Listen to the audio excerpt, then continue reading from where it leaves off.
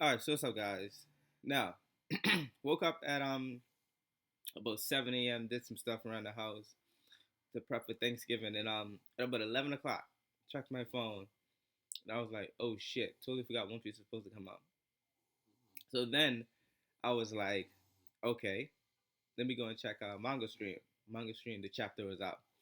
Then I was like, "Okay, chapter is out. Let me go and check see if anyone else on YouTube were as late as I am prepping for Thanksgiving or." And everyone just read the chapter like it was a normal day.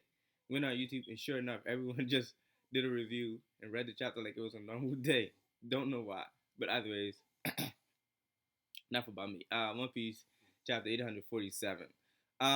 Luffy and Big Mom. Now I want to go on record and say that there wasn't a lot of Luffy and Big Mom going back and forth. It's kind of like one or two pages the most. But chapter starts off proper with sorry, PSA real quick. I'm eating a halls and stuffy nose, sore throat. But I'm gonna push through.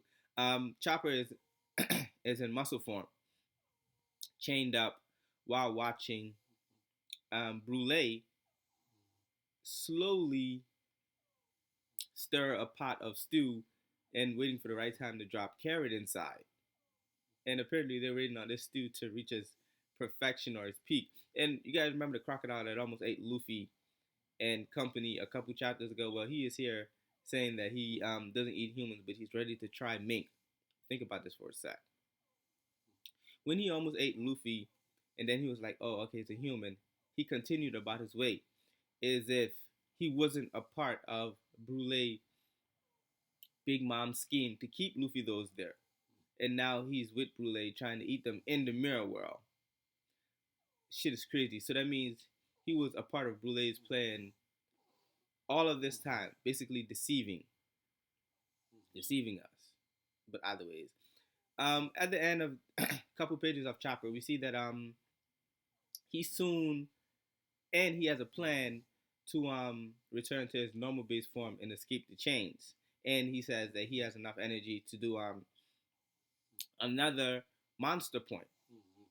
So apparently Chopper has a plan, and we're gonna get to see that. So yeah, again, the alligator guy was playing us from the start, literally. Now we go into Big Mom.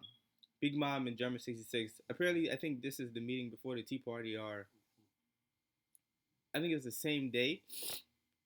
It's the same day that they were supposed to meet. They went to have the meeting with Big Mom. The same day that Nami and Luffy those were fighting the commanders outside. Now we see Big Mom basically shows them she has a world of books, and inside these world of books, she basically keep things alive and preserve with the help of her son Mont Dior. Pretty cool, by the way. We see that she has a the lion from Impel Down. I forgot what he kept saying, but he's a man-eating human lion, if that makes sense, with a human face, and he has a unicorn. Well, close enough. And she was basically showing these off to Judge, and Judge noticed that, and Big Mom stated that she has all of the races except Giant, and this is where we see a turn in character right here. Like the first time we saw one of her angry faces in this chapter. Now, imagine, imagine if Big Mom used German 6 technology to clone everything inside her books that she keeps alive. She would have an unstoppable army. Crazy. All those species, and with germ attack, they probably can combine them and breed new species. It's crazy. And we see that German 66 has also been collecting some of these pets, some of these species. They have a long leg and a long arm tribe combined to make a long tribe. It's crazy. Long limb tribe, I think it's called. But either ways, Big Mom basically says that she has business to take care of. So she, I bet, probably goes into the the Dendemushi room, where she then has a Dendemushi transported to Luffy, and apparently she keeps Luffy those in a book prison. I like to say that Big Mom is very conservative and efficient. She's using these books to have like a whole new world. Um, to keep a lot of space too. She has like imagine she doesn't have to build extra buildings for prison. She can just put them in the book. But the downside to this, if Montiora gets knocked out, another sugar situation here. Everything goes crumbling, and Luffy has been captured. If you guys can correct me if I'm wrong, can you guys let me know arc where Luffy hasn't been captured or sidetracked? When has we ever gotten straight to business? Is what I'm saying. But anyways, let me get into it. So she basically talks to Luffy, and Luffy said that he can break out here. Just give them back Sanji before he break everything there. And I'm like, that kind of gave me a glimpse of hope. Luffy does have a plan, or he's depending on the fact that he's very lucky, is what I'm thinking. But either ways, let's continue. Big Mom basically goes on to boast and remind Luffy about what happened in Fishman Island, how um she was gonna destroy the island because Luffy ate the candy, but Luffy gave her the treasure instead. So, and in that treasure was a tomato box, which the Fishman Island prized, and some will call a national treasure. And she takes good pride in that. So she basically tells to Luffy that she's gonna open it in the front of everybody's um tomorrow. And we all know that the tomato box is rigged with bomb. But keep in mind, I don't know if this is gonna have a play, but the minister said that the box bomb was so old it might not go off, but it may go off. They're not sure. But the fact that the threat was there had them scared. So yeah. Now we go into Big Mom asking Nami about Lola. And Nami basically gives her the message that Lola says to tell her that she's alright. And Big Mom doesn't give zero fucks. Like she basically says, what's the location? Let me go and send an assassination squad to kill Lola because she fucked up one of my plans that I had for you to marry someone. And basically, by marrying you through some other family, I would have then had the power to destroy Whitebeard, Kaido, and Shanks. So I don't know who Lola was getting married that had that much power or that much influence to help Big Mom take out all of the the Yonkos. But I definitely want to find out who that was. And how is she going to become Pirate King? We all know in order to become Pirate King, you have to reach Rafto. And you have to basically take out all four. If she took out all the Yonkos, how would she still become Pirate King if she doesn't find Rafto? And the only person that can decipher the poneglyphs is Robin, unless she has someone that, again, we don't know about. But we do know that she has a good information network. So, again, there may be someone that we don't know about. Now, sorry. Um, we see that Pedro is on the move. But before we get into Pedro, Luffy basically tells Big Mom that the bat is still on. He's still gonna come back and kick Big Mom's ass. He's just trying to get Sanji out of here. And that Big Mom is the one that's on her high horse.